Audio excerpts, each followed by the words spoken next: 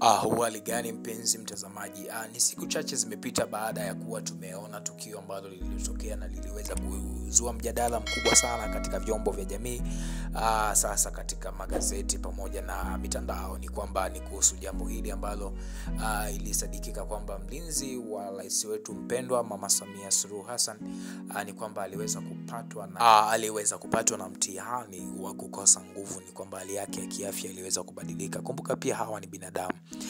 Hivyo basi ningependa kukuambia dalili au vyanzo vya ukosefu wa nguvu katika mwili, hasa miguu na kuishiwa nguvu na kuhisi kizunguzungu. Dalili mojawapo ambayo inaweza kukupelekea kufikia hatua hiyo ni kwamba kuhisi maumivu makali kwenye kichwa, hasa nyuma ya kichwa, yani kwenye kisogo. Hiyo pia ni sababu mojawapo ambayo inaweza kukupelekea kuona kabisa kwamba unakoelekea basi ni katika hatari mbaya ya kuweza kuishiwa nguvu na kuweza kudondoka. Lakini jambo ambalo linaweza likapelekea pengine ni umefanya mazoezi ambayo hujawahi kufanya kabla, na imepelekea pia kuifanya misuli ya miguu yako kuweza kuchoka. Lakini ukiona hali imezidi na kushauri umuone daktari ili aweze kukupa ushauri zaidi.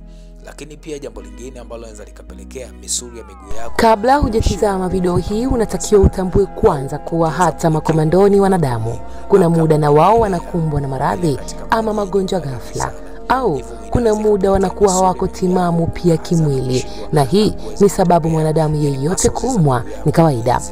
Hivyo lengo la kukuletea video hii sio kutweza au kuonyesha maradhi, lakini ni moja ya video iliyojadiliwa sana na sisi tukaona sio vibaya kukuletea.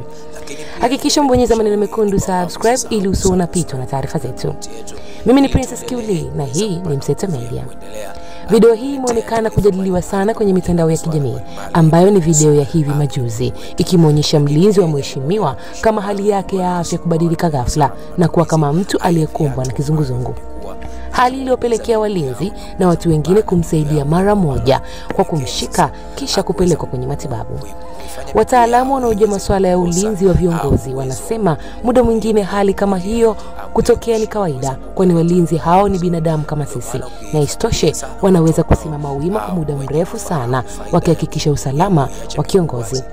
Na hii ndo sababu kubwa wapo wengi. Mtazamaji wangu, hili nililionelea sio vibaya kushare na wewe. Kwa maoni niachie comment yako hapo chini. Mimi ni Princess Kiuli na hii ni kufundisha au kukukumbusha matumizi ya viatu ambavyo vinabana miguu sana sio salama kwa afya ya mwili wako.